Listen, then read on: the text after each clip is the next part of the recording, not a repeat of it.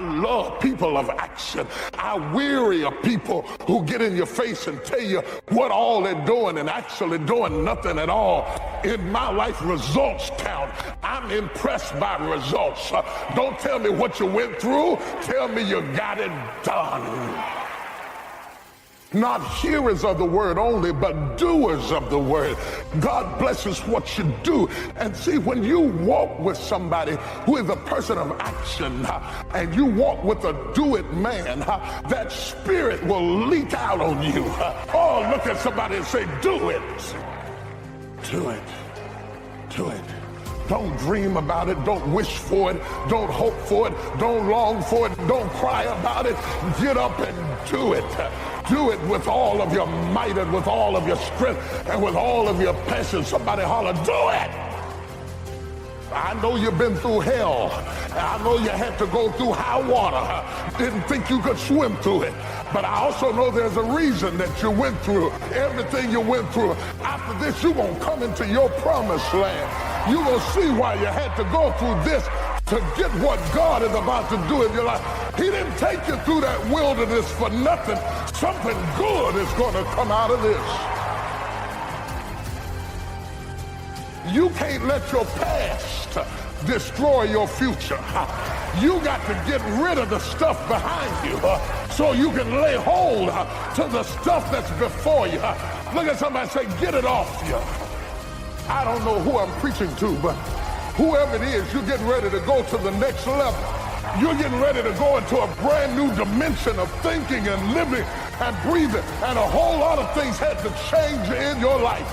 But the Lord said, after this, get ready, get ready. Some of you have been standing waiting on God to help you. You better go ahead. Slap somebody and say, do it. You've been praying about it, but it's time to do it. You've been waiting on a sign, but it's time to do it.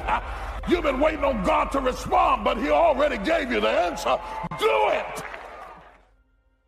Give it everything you got. Put your heart in it. Most people, when they're working on dreams, they don't give it everything they have. All you can do is all you can do. And all you can do is enough. Most people don't do all they can do. Most people go through life holding back.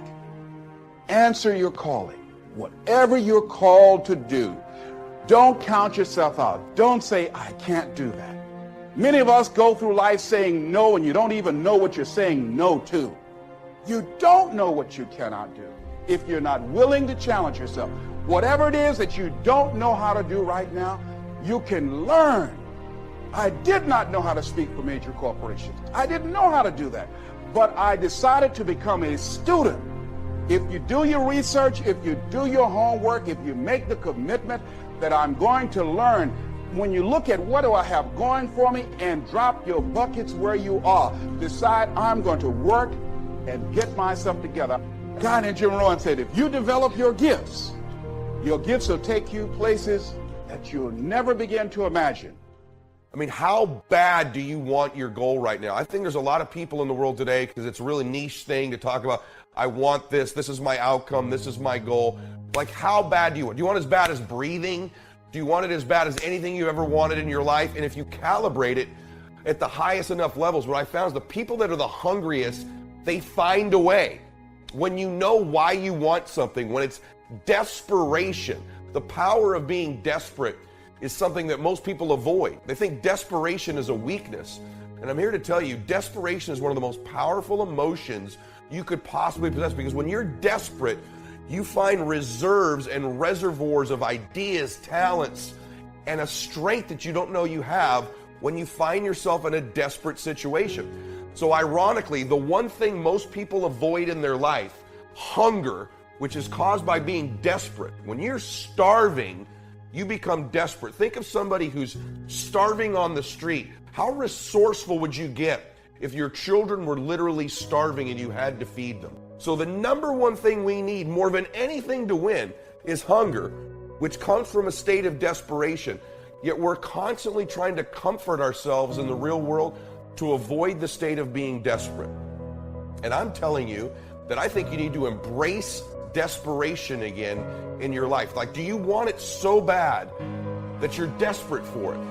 All of the silly things that happen that we let slow us down is related to our lack of hunger and desperation. And so I'm here to ask you, how desperate are you for what you want? Like, here's what I think. I think most people would just like their goals. They'd like their outcome, but they're not hungry for them. They're not starving for it. They're not desperate for it. But when you start to feel that desperation, it's one of those powerful emotions in the world, because you become so resourceful, you become so determined, and all the noise goes away. See, all of these objections, all of these fears, all of these old stories you tell yourself, all the excuses that you're making, and I love you, so I'm saying this to you, are all going back to a lack of real hunger, real desire, real desperation, because real desperation is beautiful. The most alive you'll ever feel, ironically, is when you're the most desperate. You talk to people who are the closest to death in an accident, and they'll tell you, ironically, it was the most alive I've ever felt. Because you're so desperate to survive. You're so desperate to get through it. Yet in life, we try to avoid this all the time. And I'm here to tell you, embrace the desperation. Seek the desperation. Show me somebody hungry. I'll take hunger and desire over IQ, over knowledge, over skills every day of the week. Because I can teach you skills. I can teach you the lessons. I can teach you the words, but I can't give you heart. I can't give you hunger. I can't give you desire. I can't give you the courage to be desperate, because desperate people look a little funny.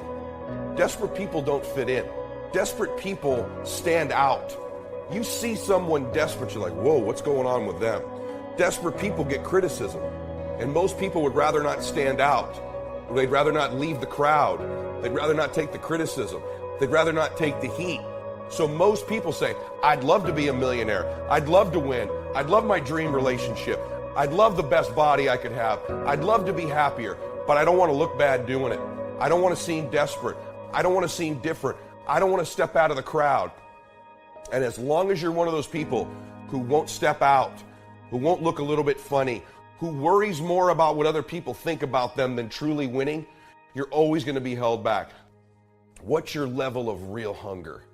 What's your level of real desperation? How bad do you really want it? Or would you just like it? Do you need it like you need to breathe? Do you need it like you need to eat? Do you need it like you need to exist? Or do you just kind of want it? Because you show me two people. You show me one person who's desperate and hungry.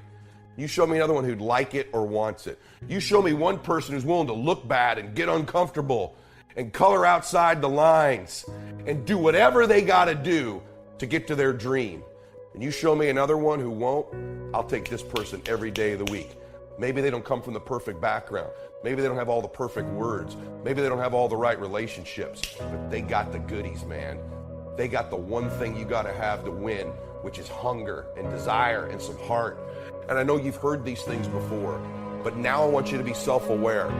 Really, how hungry are you?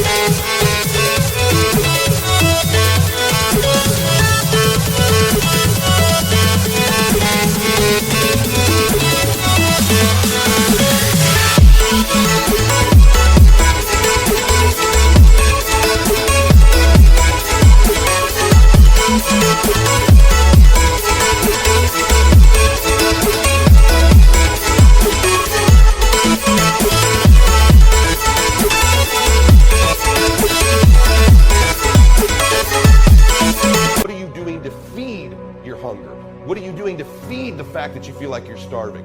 Because the more you want something, the lack of it makes you more and more hungry. For example, if I were really hungry and I needed some food, It's one thing to want it. It's another thing, when that food's right in front of me and I'm not allowed to eat it, I become hungrier. So the closer you bring what you want to you increases its hunger level. The more repetitious it is, the more you think about it, the more you bring it into your thoughts over and over and over again, the hungrier you get. That's why repetitive thought about what you want is so critical.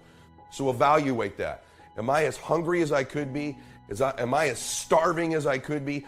Do I want it so bad I'm desperate for it? Or would I just like it? Would I hope for it? The greatest athletes, the Kobes, the Bradys, the Jordans of sports, have a way of feeding their hunger all the time and increasing it. What separates them isn't just their work ethic, isn't just their talent, although those things matter, isn't just they practice more. What separates them is they're just hungrier. They somehow find a way as they climb up the ranks and win championships to get even hungrier for more, where 99% of the athletes lose just a little bit of their edge once they get that first championship, that first pro contract, that first big amount of money, that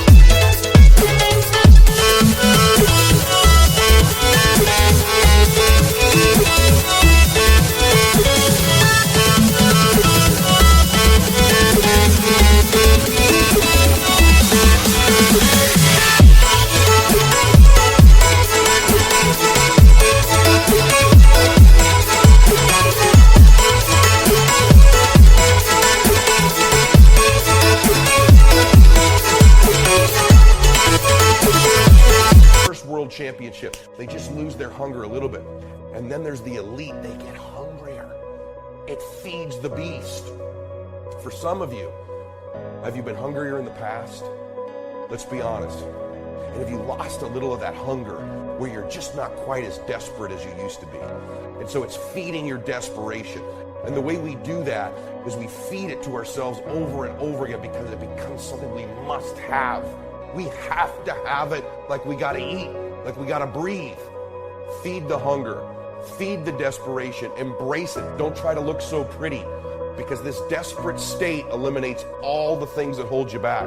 Your fears, your worries, what you don't know, what the obstacles are, signs, haters, lack of information, lack of blah, blah, blah.